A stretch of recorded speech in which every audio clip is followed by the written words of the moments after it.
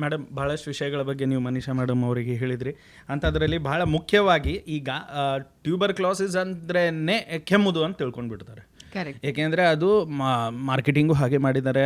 ಜಾಹೀರಾತುಗಳಲ್ಲಿಯೂ ನೋಡ್ತೇವೆ ನಾವು. ಏನಾದರೂ ಇದ್ದರೆ ಭಾಳ ಕೆಮ್ತಾ ಇದ್ದೀರಾ ಅಂದರೆ, ಅಥವಾ ಸಿನಿಮಾಗಳಲ್ಲಿ ಸೀರಿಯಲ್ಗಳಲ್ಲಿ ಕೆಮ್ತಾ ಇದ್ದೀರಾ ಅಂದರೆ ಟಿ ಬಿ ಆಗೈತೇನೋ ಅಂತ ಹೇಳ್ಬಿಡ್ತಾರೆ. ಅಂಥ ಸಂದರ್ಭದಲ್ಲಿ ಬಹಳ ಮುಖ್ಯವಾಗಿ ಲಕ್ಷಣಗಳ ಬಗ್ಗೆ, ಸಿಂಪ್ಟಮ್ಸ್ಗಳ ಬಗ್ಗೆ ತಿಳಿಸಿ. ಓಕೆ, ಫಸ್ಟ್ ಎಲ್ಲ ಟಿ ಬಿ ಗುಣಲಕ್ಷಣಗಳ ಬಗ್ಗೆ ಮಾತಾಡಬೇಡ. ಖಂಡಿತ. ಕೆಮ್ಮು, ಕೆಮ್ಮಿನ ಜೊತೆಗೆ ಕಫ, ಮತ್ತು ಎಲ್ಲೋ ಕೆಲವರಲ್ಲಿ ಕೆಮ್ಮಿನ ಜೊತೆಗೆ ಸ್ವಲ್ಪ ರಕ್ತ ಬರೋದು, ಇದೆಲ್ಲ ಟ್ಯೂಬರ್ಕ್ಯುಲೋಸಿಸ್ದ ಮೊದಲನೆಯ ಮೋಸ್ಟ್ ಕಾಮನ್ ಗುಣಲಕ್ಷಣಗಳು. ಕೆಮ್ಮು, ಕಫದ ಜೊತೆಗೆ ರಕ್ತನೂ ಕೆಲವರಲ್ಲಿ ಬರ್ಬೋದು. ಎರಡನೇದೇ ಆಗಿ ಜ್ವರ. ಅದು ಹೆಚ್ಚು ಜ್ವರ ಸ್ವಲ್ಪ ಸಂಜೆ ನಂತರ ಹೆಚ್ಚಾಗೋದು. ಯಾವ ಟೈಮಲ್ಲೂ ಜ್ವರ ಬರಬಹುದು, ಬಟ್ ಎಷ್ಟೋ ಜನರಲ್ಲಿ ಸಂಜೆ ನಂತರ ಹೆಚ್ಚಿನ ಜ್ವರ ಕಾಣೋದು ಟಿ ಬಿಗೆ ಜಾಸ್ತಿ ಒಂದು ಇದಿರುತ್ತೆ. That will be like most commonly found in dum. Next night sweats ಅಂತ ಹೇಳ್ತೀವಿ. ಅಂದರೆ ರಾತ್ರಿ ಆದಂಗೆಲ್ಲ ಬೆವರು ಬಿಟ್ಕೊಳೋದು. ಓಕೆ, ಘಾಮ್ ಆಗ್ತೈತಿ ಅಂತ ಬರ್ತಾರೆ ಎಷ್ಟೋ ಜನ ನಮ್ಮಲ್ಲಿ. ಸೊ ಒಮ್ಮೆದೊಮ್ಮೆಕ್ಲೆ ನೈಟ್ ಸ್ವೆಟ್ಸ್ ಆಗೋದು. ಆಮೇಲೆ ಊಟ ನೋಡಿದರೆ ಬೇಡ ಅನಿಸೋದು. ಸೊ ಲಾಸ್ ಆಫ್ ಅಪಟೈಟ್ ಅಂತ ಹೇಳ್ತೀವಿ. ಒಟ್ಟು ಊಟನೇ ಬೇಡ ಆಗ್ತದೆ. ಹೀಗಾಗಿ ಜನ ಸ್ವರ್ಗಲಿಕ್ಕೆ ಶುರು ಮಾಡ್ತಾರೆ. ಅಯ್ಯೋ ಇಳಿದು ಹೋಗಿದ್ದೀರಾ, ತೂಕ ಕಡಿಮೆ ಆಗುತ್ತೆ, ವೆಯ್ಟ್ ಲಾಸ್. ಓಕೆ, ಮತ್ತು ಅನೇಕ ಸಿಂಪ್ಟಮ್ಸ್ ಅಂದರೆ which are very vague, like ತುಂಬ ಸುಸ್ತು ಅನಿಸೋದು, ಕೆಲಸ ಮಾಡಲಿಕ್ಕೆ ಲವಲವಿಕೆ ಇರದೇ ಇರೋದು, ಇವೆಲ್ಲ ವೇಗ್ ಸಿಂಪ್ಟಮ್ಸ್. ಬಟ್ ಬಹು ಮುಖ್ಯ ಸಿಂಪ್ಟಮ್ಸ್ ಅಂತಂದರೆ ಕೆಮ್ಮು, ಕಫದಲ್ಲಿ ಸ್ವಲ್ಪ ರಕ್ತ ಕಾಣೋದು, ಜ್ವರ ಬರೋದು, ಆಮೇಲೆ ಸಂಜೆಯಾಗಿ ಚಳಿ ಅಥವಾ ಚಳಿ ಬಂದುಬಿಟ್ಟು ತುಂಬ ಬೆವರು ಬಿಟ್ಕೊಳ್ಳೋದು, ಆಮೇಲೆ ತೂಕ ಕಡಿಮೆಯಾಗಿ ವೆಯ್ಟ್ ಲಾಸ್ ಆಗೋದು, ಊಟ ಸೇರದೇ ಇರೋದು, ಇವೆಲ್ಲ ಸರ್ವೇ ಸಾಮಾನ್ಯವಾದ ಲಕ್ಷಣಗಳು. ಇನ್ಫ್ಯಾಕ್ಟ್ ಇಡೀ ವಿಶ್ವದಲ್ಲಿ, ಅದು ಹೆಚ್ಚು ಭಾರತದಲ್ಲಿ 2 ವಾರಕ್ಕಿಂತ ಜಾಸ್ತಿ ನಿಮಗೆ ಕೆಮ್ಮು ಇತ್ತು ಅಂತಂತಂದರೆ, ಎಲ್ಲರನ್ನ ಯಾರೇ ಇರಲಿ 2 ವಾರಕ್ಕಿಂತ ಜಾಸ್ತಿ ಕೆಮ್ಮಿತ್ತು ಅಂತಂತಂದರೆ, ಒಣ ಕೆಮ್ಮಿರ್ಬೋದು, ಕಫದಿಂದ ಇರ್ಬೋದು, ಟ್ಯೂಬರ್ಕ್ಯುಲೋಸಿಸ್ಗೆ ಅವ್ರನ್ನ ಇವ್ಯಾಲ್ಯುಯೇಟ್ ಮಾಡಲೇಬೇಕು ಅಂತ ಗೌರ್ಮೆಂಟಿಂದ ರೂಲ್ಸ್ ಇದೆ. ಅಂಥ ಸಂದರ್ಭದಲ್ಲಿ ವಾಟ್ಸಪ್ ಮೆಸೇಜ್ ಮುಖಾಂತರ ದಿವ್ಯಾ ಅವರು ಪ್ರಶ್ನೆಯನ್ನು ಕೇಳಿದ್ದಾರೆ. ನೀವು ಈಗ ಹೇಳಿದ್ರಿ ಸ್ಟಮಕ್ ಟಿ ಬಿ ಬಗ್ಗೆ. ಹೌದು, ಆ ಥರದ್ದು ಏನು ಲಕ್ಷಣ ಇದೆ ಅದ್ರ ಬಗ್ಗೆ ಸ್ವಲ್ಪ ತಿಳಿಸಿ. ಕರೆಕ್ಟ್. ಸ್ಟಮಕ್ ಟ್ಯೂಬರ್ಕ್ಯುಲೋಸಿಸಲ್ಲಿ ಮುಖ್ಯವಾಗಿ ಕೆಮ್ಮು ಇರದೇ ಇರಬಹುದು. ಈ ಪೇಷಂಟ್ಸಲ್ಲಿ ಹೊಟ್ಟೆ ನೋವು ಮುಖ್ಯವಾಗಿ ಕಾಣಿಸ್ಕೊಳ್ತದೆ. ಊಟ ಒಟ್ಟಾರೆ ಸೇರೋದಿಲ್ಲ. ಆಮೇಲೆ ತೂಕ ತುಂಬ ಕಡಿಮೆ ಆಗ್ಲಿಕ್ಕೆ ಶುರು ಆಗ್ತದೆ. ಸೊ ಪ್ರೈಮರಿ ಸಿಂಪ್ಟಮ್ಸ್ ಹೊಟ್ಟೆ ಟ್ಯೂಬರ್ಕ್ಯುಲೋಸಿಸಲ್ಲಿದ್ದಾಗ ಹೊಟ್ಟೆ ನೋವು, ಅತಿಯಾಗಿ ಊಟ ಸೇರದೇ ಇರುವಿಕೆ, ಮತ್ತು ವೆಯ್ಟ್ ಲಾಸ್, ಫೀವರ್, ಜ್ವರ, ಮತ್ತು ನೈಟ್ ಸ್ವೆಟ್ಸ್, ರಾತ್ರಿ ಎಲ್ಲ ಬೆವರು ಬಿಡೋದು, ಈ ಥರ ಗುಣಲಕ್ಷಣಗಳು ಜಾಸ್ತಿ ಇರುತ್ತೆ. ಕೆಮ್ಮು ಮುಖ್ಯವಾಗಿ ಕಾಣದೇ ಇರ್ಬೋದು. ಡಿಸ್ಕಸ್ ಮಾಡೋಣ. ಕರೆಯೊಂದು ಬಂದಿದೆ. ಹಲೋ, नमस्कार. हॅलो, नमस्कार.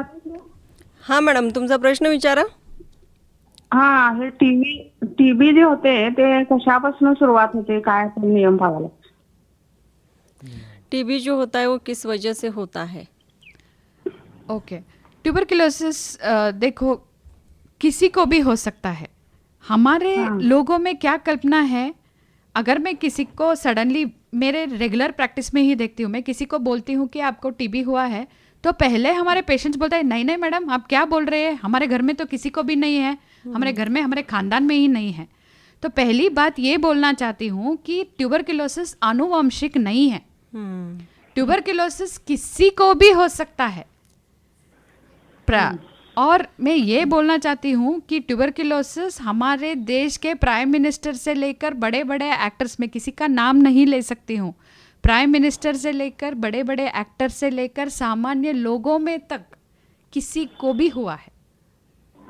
हाँ, पहली बात ये दिल में लगा लो कि आनुवंशिक नहीं है. ये मत बोलो कि मेरे घर में किसी को नहीं है, हमारे खानदान में टीबी नहीं है. ये खानदानी रोग नहीं है. ये कहीं पे भी आप बस में जाते रहो, कोई उधर खांसी करे तो उससे भी ले सकते हो. आपका बच्ची स्कूल जा रही है, उधर किसी से लेके आ सकती है. आप मार्केट गए हो, कोई आपको खांसी किया, कहीं आपको कोई श्वास लिया, इन्हेलेशन किया बैसिलरी, हाई बैसिलरी लोड को, उधर भी हो सकता है. कहीं किसी को कहीं पे भी हो सकता है.